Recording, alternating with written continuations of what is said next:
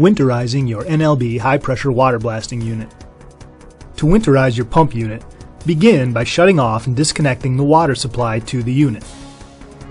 Open the valve at the bottom of the water supply tank. This will allow any water that's in the tank to drain out. Leave this valve in the open position.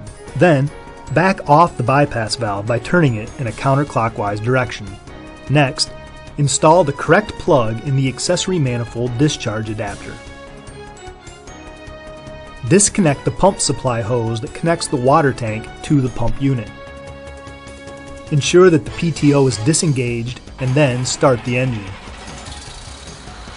With the pump supply hose standing in the vertical position, fill it with propylene glycol-based, non-toxic, low-silicate antifreeze, commonly referred to as marine or RV antifreeze.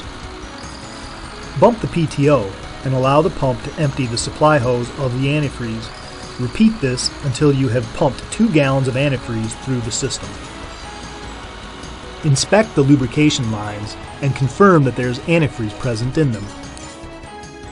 You should also ensure that there is antifreeze present in the tank. This can be confirmed by seeing antifreeze exiting the opened valve in the tank.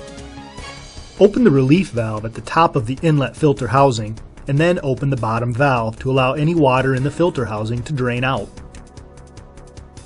Reattach the pump supply hose to the water tank.